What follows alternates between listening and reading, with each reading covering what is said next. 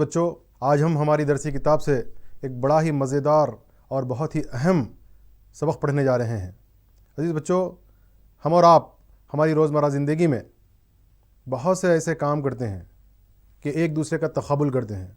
बहुत से चीज़ें जो हमारे इर्द गिर्द होती हैं, उन तमाम चीज़ों का हम एक दूसरे से तक़ाबुल करते हैं। जैसे एक चीज़ छोटी है, एक चीज़ बड़ी है। आदमी से आदमी का तक़ाबुल करते हैं, आदमी के ख़त से आदमी का ख़त का, वज़न से वज़न का, कलर से कलर का, गोरा है काला है। इस तरह से हम हमारी ज़िंदगी की बहुत सी चीज़ों का जो हम अपने इर्द गिर्द देखते हैं उनका तक़ाबुल करते हैं। ये तक़ाबुल दरअसल हम रियाज़ी में भी करते हैं। एक मख़सूस अमल के ज़रिए से हम जो तक़ाबुल करते हैं उसको एक मख़सूस नाम रियाज़ी में दिया गया है, जिसको हम निस्बत और तनासुब कहते हैं। आइए बच्चों, आज हम इस दिलचस्प सबक का आगाज़ करते हैं। बच्चों, ये एक पानी की बोतल है। क्या आप बता सकते हो कि ये बोतल छोटी है या बड़ी है, हल्की है या वज़न है? आप थोड़ा सा कंफ्यूज हो रहे हो। सर, एक बोतल से हम कैसे कंपेयर करें, हम कैसे बता सकते हैं कि ये छोटी है या बड़ी है? तो हम क्या करें, एक और बोतल की हमें ज़रूरत होगी ताकि हम इस बोतल का साइज़, इसका वज़न हम कंपेयर कर सकते हैं। चलिए अब बताइए, दोनों में कौन सी बोतल छोटी है? ये बोतल छोटी है, ये बड़ी है। जाहिर सी बात है, क्या पता चला, कंपेयर करने के लिए, तक़ाबुल करने के लिए कम से कम दो अशिया का होना निहायत ज़रूरी है। ये अफनान है, इसके पास 4 अनन्नास हैं। ये नबील हैं, इनके पास 8 अनन्नास हैं। जाहिर सी बात है, नबील के पास ज़ायद अनन्नास हैं अफनान से। क्या आप बता सकते हो कि नबील के पास अफनान से कितने अनन्नास ज़्यादा हैं? जी हाँ, बिल्कुल, नबील के पास अफनान से 4 अनन्नास ज़ायद हैं। आपने ये कैसे मालूम किया? यहाँ पर हमने तफरीक किया। अमल तफरीक के ज़रिए से हम ज़्यादा या कम इसका हम तक़ाबुल कर सकते हैं। ये एक अमल है रियाज़ी का, जिसके ज़रिए से हम कम ज़्यादा मालूम कर सकते हैं। अज़ीज़ बच्चों, यहाँ पर 2 ख़ुतूत इस वक्त आपको स्क्रीन पर नज़र आ रहे हैं। एक सफ़ेद रंग का ख़त है और एक पीले रंग का ख़त है। क्या आप बता सकते हो कि ये जो पीले रंग का ख़त है, ये ज़ाहिर सी बात है कि बड़ा ख़त है और ये सफ़ेद रंग का जो ख़त है वो छोटा है। तो अब सवाल ये है कि ये जो पीला ख़त है इस सफ़ेद ख़त से कितना बड़ा है? चलिए हम देखते हैं। 1, 2, 3, यानी पीला ख़त 3 सफ़ेद ख़त के बराबर है। अगर मान लीजिए कि सफ़ेद ख़त 5 सेंटीमीटर का है, तब ये पीला ख़त कितने सेंटीमीटर का हो जाएगा? 5, और ये 5 10, और ये 5 15। यानी जुमला वो पीला ख़त जो था छोटे ख़त के मुकाबले में 15 सेंटीमीटर का है, जबकि छोटा ख़त 5 सेंटीमीटर का है। अगर हम इसका तक़ाबुल करना चाहें तो एक और तरीक़े से भी हम तक़ाबुल कर सकते हैं, और वो है तक़सीम का तरीक़ा। यहाँ पर हम देखेंगे ये जो 15 सेंटीमीटर का लंबा ख़त है वो कितना बड़ा है। तो यहाँ पर हम 15 को 5 से तक़सीम करेंगे। 5 एकन 5 हो गया, 5 तिया 15 हो गया। इसका मतलब है 3।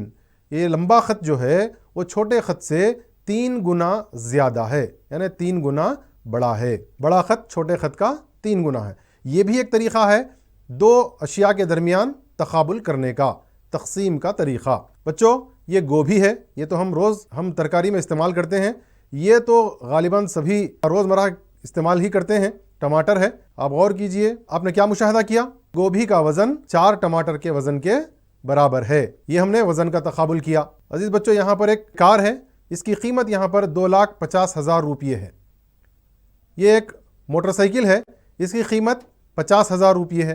कार की कीमत गाड़ी की कीमत से कितनी ज़्यादा है, इसको भी हम तक़सीम के ज़रिए से तक़ाबुल करके देख सकते हैं। चलिए, यहाँ पर शुमार कुनिंदे में 4 सिफ़र हैं और नसब नुमा में भी 4 सिफ़र हैं। हम इन सिफ़रों को पहले कट कर देंगे, उसके बाद फिर 5 का ज़रबी पहाड़ा पढ़ेंगे।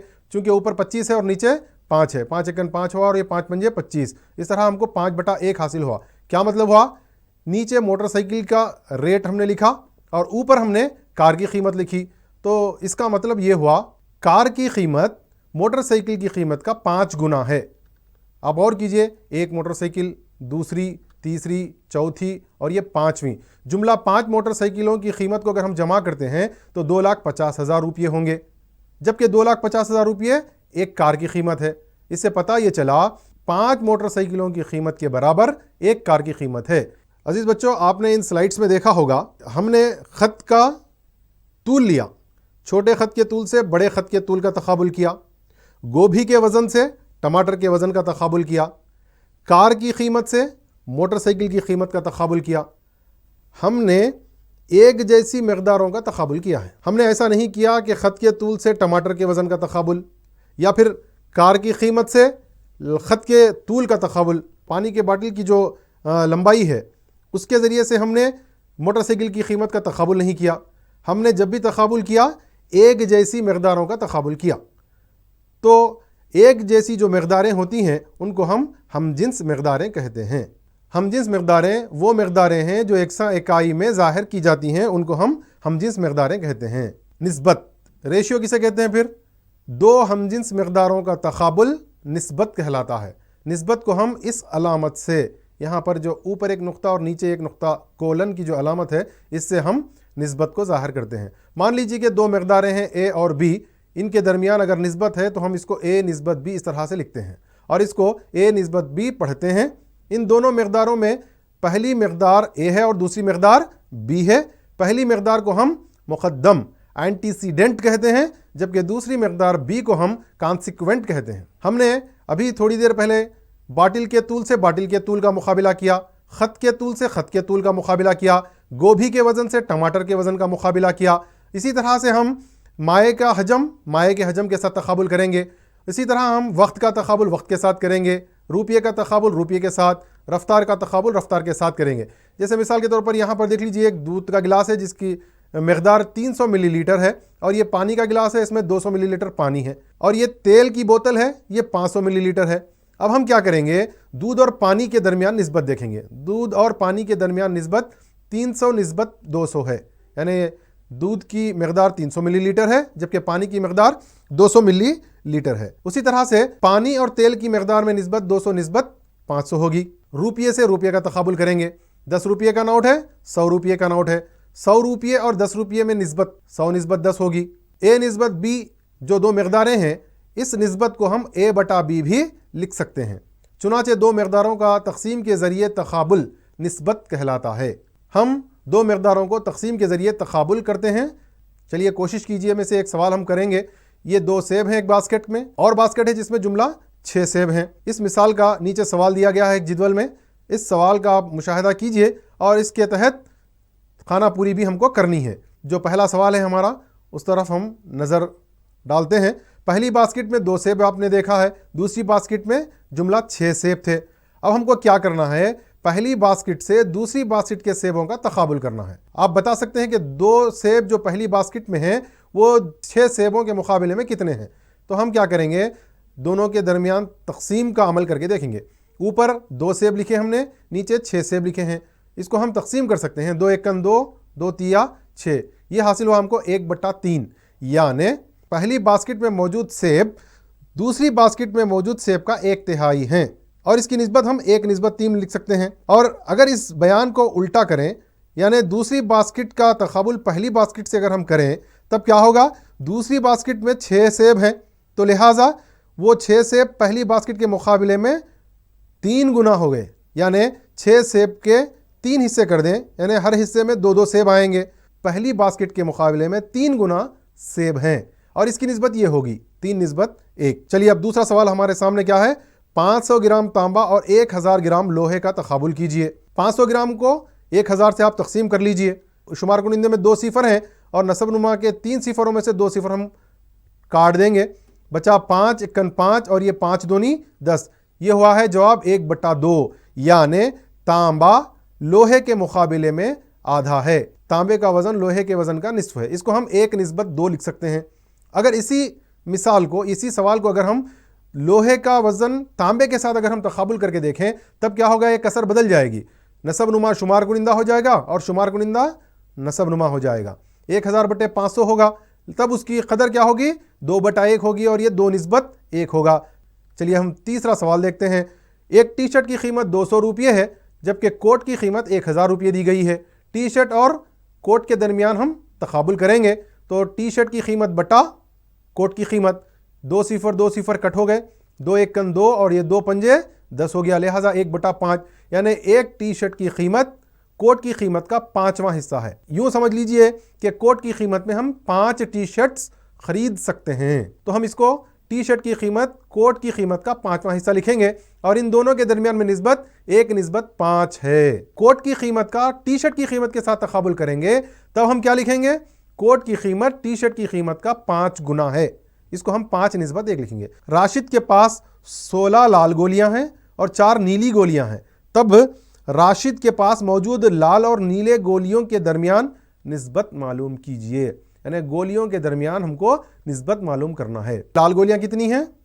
16, नीली गोलियां 4 हैं। तब हम इन दोनों के दरमियान में तकाबुल करेंगे। 16 निस्बत 4 होगा। अभी हमने देखा निस्बत को हम तकसीम की सूरत में भी लिख सकते हैं। 16/4 हो गया। अगर आप तकसीम कर सकते हैं 4 के पहाड़े से तो 4 एकन 4, 4 चौक 16, तो बचा 4/1। लिहाजा ये निस्बत क्या होगी अब? जी बिल्कुल 4:1 होगी। एक दूध फरोश 1 लीटर दूध में 250 मिलीलीटर पानी मिलाता है। पानी और दूध की निस्बत मालूम कीजिए। दूध और पानी के दरमियान में जो हमें निस्बत मालूम करनी है उससे पहले हम इनकी इकाई को देखेंगे। यहाँ पर 250 मिलीलीटर पानी है, यानी पानी की जो इकाई दी गई है 250 मिलीलीटर है, जबकि दूध की मकदार लीटर में है। 1 लीटर दूध है। तो अजीज बच्चों, दूध की मकदार लीटरों में दी गई है जबकि पानी की मकदार मिलीलीटरों में दी गई है। हमने क्या देखा है तारीफ में? हम जिन्स मकदारों का तकाबुल होगा। अगरचे कि ये दोनों भी मायात हैं, लेकिन दूध की मकदार लीटरों में दी गई है जबकि पानी की मकदार मिलीलीटरों में दी गई है। जब दोनों मकदारों की इकाइयाँ अलग अलग हों तब हम निस्बत नहीं मालूम कर सकते। तो हमें क्या करना होगा? सबसे पहले या तो दूध की जो मकदार की इकाई दी गई है उसको हम मिलीलीटरों में तब्दील करेंगे, या फिर जो पानी मिलीलीटरों में दिया गया है इसकी इकाई को हम लीटरों में बदलेंगे। तभी हम इन दोनों के दरमियान निस्बत मालूम कर सकते हैं। दूध की जो मकदार दी गई है 1 लीटर, इस दूध की मकदार को हमने ये तय किया है कि दूध की मकदार को मिलीलीटरों में तब्दील कर लें। हम जानते हैं कि 1 लीटर मसावी होता है 1000 मिलीलीटर के। दूध की मकदार अब मिलीलीटरों में तब्दील हो गई। 1 लीटर का मतलब हम 1000 मिलीलीटर लिख सकते हैं। तब दूध और पानी के दरमियान में निस्बत, दूध निस्बत पानी मसावी है 1000 मिलीलीटर निस्बत 250 मिलीलीटर। इसको हम तकसीम के तरीके से लिख सकते हैं 1000/250। एक सिफर और एक सिफर कट कर देंगे हम। ऊपर 100 है, नीचे 25 है। 5 के पहाड़े से 5 पंजे 25 हो गया, 5 दूनी 10 हो गया, 5 सिफर सिफर हो गया, फिर 5 एकन 5 हो गया और ये 5 चौक 20। इस तरह हमको 4/1 हासिल हुआ और इन दोनों के दरमियान में निस्बत 4:1 है। कोशिश कीजिए के तहत हमने यहाँ पर एक सवाल लिखा है, ये किताब में भी आपके मौजूद है। यहाँ पर जुमला 5 मुरब्बे हैं। ये एक खाका है, इसमें 4 खानों में रंग किया गया है, हरा रंग। दरमियानी खाना जिसमें कोई साया नहीं किया गया, कोई रंग नहीं भरा गया। तो यहाँ पर हमको सवाल दिया गया है, दी गई शक्ल में निस्बत मालूम कीजिए। पहला क्या है? सायेदार हिस्से से गैर सायेदार हिस्से में निस्बत मालूम करना है। फिर सायेदार हिस्से से मजमुई हिस्से का, यानी जुमला कितने हिस्से हैं यहाँ पर? 5, उनके साथ सायेदार हिस्से का तकाबुल करना है। फिर गैर सायेदार हिस्सा जो कि दरमियान में आपको नज़र आ रहा है, गैर सायेदार हिस्से से मजमुई हिस्से का आपको तकाबुल मालूम करना है, यानी निस्बत मालूम करनी है। तो सबसे पहले हम क्या करेंगे, इसमें इस शक्ल के अंदर मजमुई हिस्से कितने हैं वो नोट कर लेंगे। उसके बाद सायेदार हिस्से कितने हैं, उसके बाद गैर सायेदार कितने हैं। जो रंग किए गए या सायेदार हिस्से हैं वो 4 हैं और जो गैर सायेदार हिस्सा है दरमियान का वो 1 है। चलिए, सबसे पहला हमारा सवाल क्या है? सायेदार हिस्से से गैर सायेदार हिस्से के दरमियान निस्बत मालूम कीजिए। तो सायेदार हिस्सा निस्बत गैर सायेदार हिस्सा। सायेदार हिस्सों की तादाद 4 है और गैर सायेदार हिस्सों की तादाद 1 है, जो यहाँ पर आप गौर कर रहे हैं। तो ये हो गया 4:1। दूसरा सवाल हमारा, सायेदार हिस्से से मजमुई हिस्से की निस्बत मालूम करना है हमको। लिहाजा हम सबसे पहले क्या करेंगे, सायेदार हिस्से कितने हैं वो लिखेंगे, जो कि 4 है, जबकि मजमुई हिस्से क्या है? 5 हैं। तो ये हो गई उस दूसरे सवाल की निस्बत। तीसरा हमारा सवाल है, गैर सायेदार हिस्से से मजमुई हिस्से का तकाबुल कीजिए या निस्बत मालूम कीजिए। गैर सायेदार हिस्से 1 हैं जबकि मजमुई हिस्से 5 हैं। तो ये हो गया 1:5। मुख्तलिफ सूरतों में इकसा निस्बत कैसे मालूम की जाए? मिसाल, कमरे का तूल 30 मीटर है और अर्ज 20 मीटर है। कमरे के तूल और अर्ज़ में निस्बत क्या होगी, ये हमको मालूम करना है। सबसे पहले कमरे का तूल हम जानते हैं, वो सवाल में दिया गया है 30 मीटर है, और कमरे का अर्ज़ 20 मीटर हमको दिया गया है। तूल और अर्ज़ के दरमियान में निस्बत मालूम करनी है, तो तूल निस्बत अर्ज़ हो गया, लिहाजा 30 निस्बत 20। इसको हम 30/20 भी लिख सकते हैं, चूँकि शुमार कुरिंदे के इकाई में सिफर, नसबनुमा के इकाई में सिफर है, लिहाजा अगर हम इसको निकाल दें या काट दें तो हमको जो जवाब बचेगा वो 3/2 होगा। इसकी निस्बत हम 3/2 लिखेंगे। अखल तरीन शक्ल में लिखना, निस्बत को उस वक्त अखल तरीन वज़ा में कहा जाता है जबकि उस कसर को मज़ीद तकसीम नहीं किया जा सकता है। क्या मतलब हुआ, इस मिसाल के ज़रिए से समझेंगे। यहाँ पर एक जमात में जुमला 16 लड़के हैं और 20 लड़कियाँ मौजूद हैं। लड़के और लड़कियों के दरमियान निस्बत हमको मालूम करनी है। जुमला लड़के 16, लड़कियाँ 20 हैं। लड़के और लड़कियों के दरमियान निस्बत 16/20 है। यहाँ तो हमारा सवाल निस्बत मालूम करने के लिए ख़त्म हो चुका, लेकिन हम इसको अब क्या करेंगे, थोड़ा सा आगे बढ़ते हुए इसको अक़ल तरीन सूरत में लिखेंगे। ये तो निस्बत हो गई लड़के और लड़कियों के दरमियान। इसकी अगर हम अक़ल तरीन शक्ल मालूम करना चाहते हैं तो इसको हम पहले इस तरह लिखेंगे 16/20, क्योंकि हम जानते हैं निस्बत को हम कसर में लिख सकते हैं। यहाँ पर जो हमको कसर हासिल हुई है 16/20, शुमार कुनिंदे में जो 16 है, आप इस 16 को 2 से भी तकसीम कर सकते हैं, 4 से भी तकसीम कर सकते हैं, 8 से भी तकसीम कर सकते हैं, और ये 16 से भी पूरा तकसीम हो जाएगा। उसी तरह नसब नुमा में 20 है। ये 20 एक ऐसा अदद है जो 2 से भी पूरा तकसीम होगा, 4 से भी पूरा तकसीम होगा, 5 से भी पूरा तकसीम होगा, 10 और अपने आप से भी पूरा तकसीम होगा। यहाँ पर हमने क्या किया, 4 के पहाड़े से 4 से पहले हमने 20 को तकसीम किया, 4 पंजे 20 हो गया और ये 4 चौक 16 हो गया। अब आप देखिए यहाँ पर जो कसर बची है 4/5। अब जो हमको कसर हासिल हुई है 4/5, तकसीम का अमल आगे नहीं बढ़ा सकते, वही जो सूरत होगी कसर की वो अक़ल तरीन शक्ल होगी।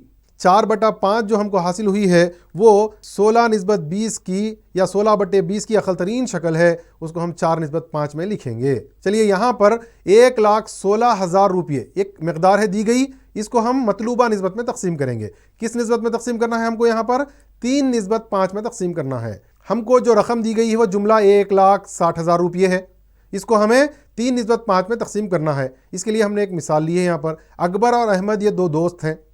ये जो रकम है 1,60,000 रुपये, इस 1,60,000 रुपये को इन दोनों दोस्तों में तकसीम करना है। लेकिन बात याद रखिए, अकबर को रकम का 3 हिस्से मिलना है जबकि अहमद को रकम की 5 हिस्से मिलने हैं। तो लिहाजा अकबर के 3 हिस्से हैं और अहमद के 5 हिस्से हैं। जुमला हमें इस रकम के 8 हिस्से बनाने होंगे, तब इसमें अकबर को 3 हिस्से मिलेंगे और अहमद को 5 हिस्से मिलेंगे।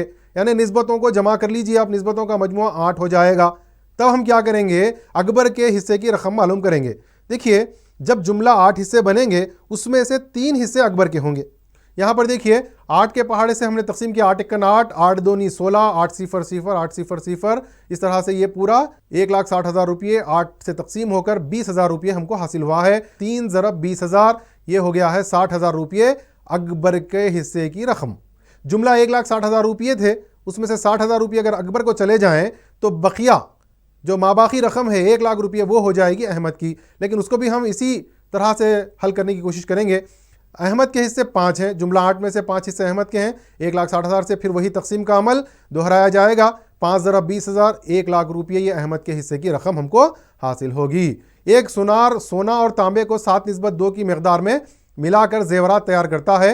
अगर जेवर का वजन 45 ग्राम हो तब इस्तेमाल होने वाले सोने और तांबे का वजन मालूम करना है। 45 ग्राम जेवर में 7 हिस्सा सोना है, 2 हिस्सा तांबा है। यानी मान लीजिए 7 ग्राम सोने में 2 ग्राम तांबा मिलाकर जुमला 45 ग्राम का जेवर बनाया गया है। सोने और तांबे के दरमियान में निस्बत 7/2 है, लिहाजा इनका मजमुआ 7 + 2 होगा 9 हिस्से हैं जेवर के, यानी उस 9 हिस्सों का वजन 45 ग्राम हो गया है। 9 हिस्सों में सोने का हिस्सा कितना है, 7/9 हो गया।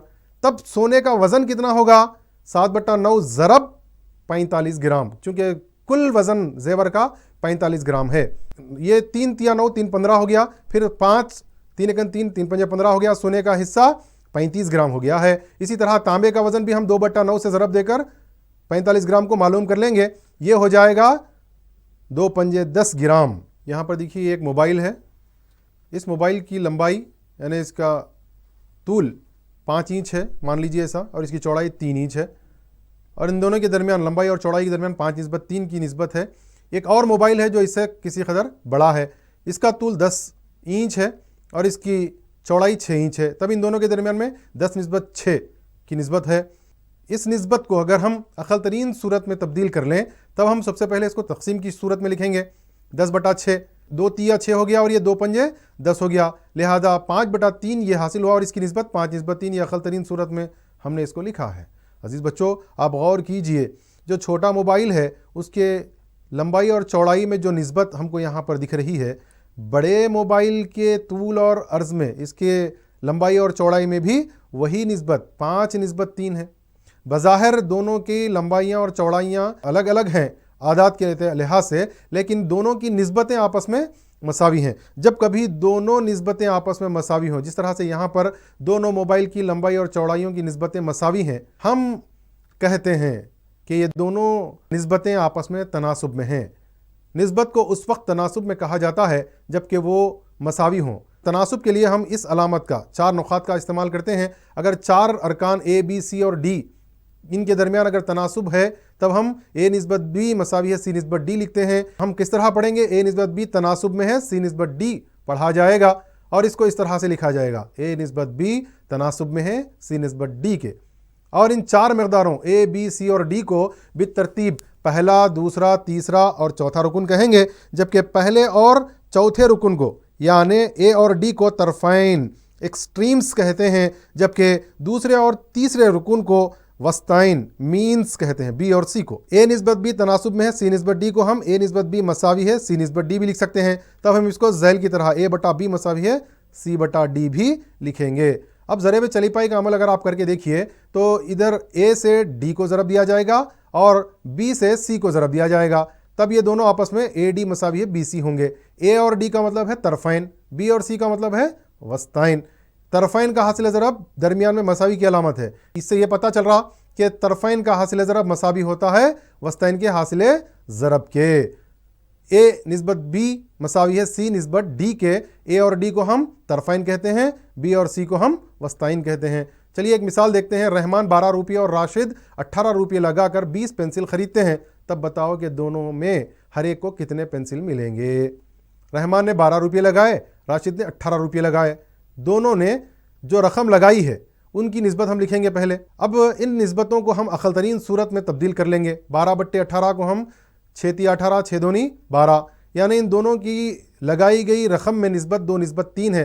यानी रहमान ने अपनी रकम का 2 हिस्से लगाया है, यानी जुमला रकम का 2 हिस्से अगर रहमान ने लगाया है तो राशिद ने 3 हिस्से रकम लगाई है। जितनी रकम इन्होंने लगाई है अगर पेंसिलों को भी उन्हीं हिस्सों में अगर तकसीम किया जाए तो सही तौर पर तकसीम हो जाएगी। तो हम क्या करेंगे, 2:3 में चूँकि दोनों ने रकम लगाई है और पेंसिलों की तकसीम भी इन्हीं हिस्सों में हम करेंगे। तो हम क्या करेंगे, सबसे पहले जुमला जो पेंसिल हैं वो 20 पेंसिल हैं, उन 20 पेंसिलों को इस निस्बत में तकसीम करेंगे। 2:3 का मजमुआ 5 होगा। रकम में चूँकि रहमान का हिस्सा 2 है लिहाजा पेंसिलों में भी 2 होगा, तो 2/5 ज़रब 20, 5 एकन 5 हो गया, या 5 चौक 20। इसको हम जब ज़रब देंगे तो 8 पेंसिल, यानी पेंसिलों की तादाद रहमान के हिस्से में जो आएगी वो 8 होगी। जबकि जुमला 20 पेंसिल हैं, उसमें से 8 अगर रहमान को चले गए हैं, राशिद को जी हाँ बिल्कुल 12 पेंसिल आएंगे। उसको भी इसी तरीके से हम हल कर लेंगे तो हमको भी वही 12 पेंसिल आए हैं। तब इन दोनों की पेंसिलों के दरमियान में जो निस्बत है 8:12 2:3, पेंसिलों की तादाद में निस्बत और लगाए गए रुपयों में निस्बत दोनों आपस में मसावी हैं। लिहाजा हम कहते हैं कि रकम और पेंसिलों की तादाद एक दूसरे से रास्त तनासुब में है। चलिए इकाई का तरीक़ा, ये तरीक़ा भी रोज़मर्रा ज़िंदगी में बहुत कारामद साबित होता है। हम क्या करते हैं, इस तरीक़े में चंद मकदार की कीमत हमको दी जाती है। इस तरीक़े में चंद अशिया की या फिर चंद मकदार की कीमत हमको दी जाती है, उससे हम मतलूबा अशिया या मतलूबा मकदार की कीमत मालूम करते हैं। लेकिन मतलूबा मकदार की कीमत मालूम करने से पहले हमको एक अहम काम करना है, वो ये है कि चंद मकदार की जो हमको कीमत दी गई है उसमें से हम क्या करेंगे, एक मकदार की या एक शय की कदर पहले मालूम करेंगे, उसकी कीमत कितनी है। उस एक शय की कीमत से हम मतलूबा मकदार की कीमतें मालूम करेंगे। चलिए यहाँ पर एक मिसाल हमारे सामने है इस वक्त। देखिए यहाँ पर 5 संतरे हैं। इन 5 संतरों की कीमत 15 रुपये दी गई है। अब हमें क्या मालूम करना है, 3 यानी ये दी गई मकदार उसकी कीमत 15 रुपये, यहाँ पर हमको मतलूबा मकदार 3 है, यानी हमको इन 3 संतरों की कीमत मालूम करनी है। लेकिन हम क्या करेंगे, सबसे पहले इन 3 संतरों की कीमत मालूम करने से पहले एक संतरे की कीमत क्या होगी वो पहले हम मालूम करेंगे। देखिए, एक संतरे की कीमत कैसे मालूम होगी, 15 रुपये हैं, ये 15 रुपयों में कितने संतरे हमको हासिल हुए हैं, 5। तब हम एक संतरा हमको कितने में मिलेगा वो मालूम करेंगे। तो 15/5, 5 एकन 5 हो गया, 5 तिया 15, यानी नीचे मकदार है ऊपर कीमत है, लिहाजा एक संतरे की कीमत 3 रुपये है। एक संतरे की कीमत अगर 3 रुपये हो तब 3 संतरों की कीमत कितनी होगी, 3 तिया 9 रुपये, जो यहाँ हमको हासिल हुआ है ये 9 रुपये 3 संतरों की कीमत होगी। इसी तरह से आप मछली सवालात भी हल कीजिए। यहाँ पर 7 मीटर कपड़े की कीमत 294 रुपये दी गई है, उससे हम पहले 1 मीटर कपड़े की कीमत मालूम करके फिर उसके बाद मतलूबा 5 मीटर कपड़ों की कीमत मालूम करेंगे। उसके लिए भी वही तरीक़ा है, हम पहले 294 को 7 से तकसीम करेंगे तो ये आया 42 रुपये 1 मीटर कपड़े की कीमत। 5 मीटर कपड़े की कीमत हो जाएगी 42 ज़रब 5, 210 रुपये। 5 मीटर कपड़े की कीमत हुई है 210 रुपये। ये एक कार है, इसकी कीमत 2,50,000 रुपये है, और ये एक मोटरसाइकिल है, इसकी कीमत 50,000 रुपये है। अब हम मोटरसाइकिल और कार के दरमियान तकाबुल करेंगे। 2,50,000 रुपये कार की कीमत को मोटरसाइकिल की कीमत से हम तकसीम करेंगे। ऊपर शुमार कुनिंदे में जो 2,50,000 रुपये है उसमें 4 सिफर हैं, और नसब नुमा में 50,000 रुपये जो रकम है इसमें भी 4 सिफर हैं, लिहाजा हम इन 4 सिफरों को शुमार कुनिंदा और नसब नुमा से काट देंगे। लिहाजा बचा 25/5। इसको हम फिर 5 के पहाड़ से तकसीम करेंगे तो 5 एकन 5 होगा और 5 पंजे 25 हो गया। ऊपर कार की कीमत है, नीचे मोटरसाइकिल की कीमत है। क्या मालूम हो रहा है, मोटरसाइकिल की कीमत का 5 गुना कार की कीमत है। यानी अगर हम देखें, ये एक मोटरसाइकिल 50,000 रुपये की, दूसरी 50,000, तीसरी 50,000, चौथी और ये 5वीं मोटर भी 50,000 रुपये की। जुमला 5 मोटरसाइकिलों की कीमतों को हर जमा करें तो ये हो गया 2,50,000 रुपये। ये 2,50,000 रुपये में जबकि एक कार हासिल की जा सकती है। इससे यह पता चलता है कि कार की कीमत मोटरसाइकिल की कीमत का 5 गुना है, यानी एक कार की कीमत में 5 मोटरसाइकिलें ख़रीदी जा सकती हैं, या 5 मोटरसाइकिलों की कीमत में एक कार ख़रीदी जा सकती है। इसको हम तकाबुल करना तकसीम के ज़रिए से कहते हैं। अज़ीज़ बच्चों, यहाँ पर हम इस सबक का अख्तिताम करते हैं। आप अपनी दरसी किताब से तमाम ये कीजिए, कोशिश कीजिए और मश्क़ी सवालात ज़रूर हल कीजिए। जितने आप सवालात हल करेंगे उतनी आपको महारत हासिल होगी और ये आपकी रोज़मर्रा ज़िंदगी में बहुत ही सूदमंद साबित हो सकता है। लिहाजा अज़ीज़ बच्चों, ज़रूर तमाम सवालात हल करने की कोशिश कीजिए और अपने असातिज़ा की मदद ज़रूर लीजिए। इंशाअल्लाह फिर एक नए उन्वान के साथ बहुत जल्द आपसे मुलाकात होगी। तब तक के लिए अपना ख्याल रखिए। अल्लाह हाफ़िज़।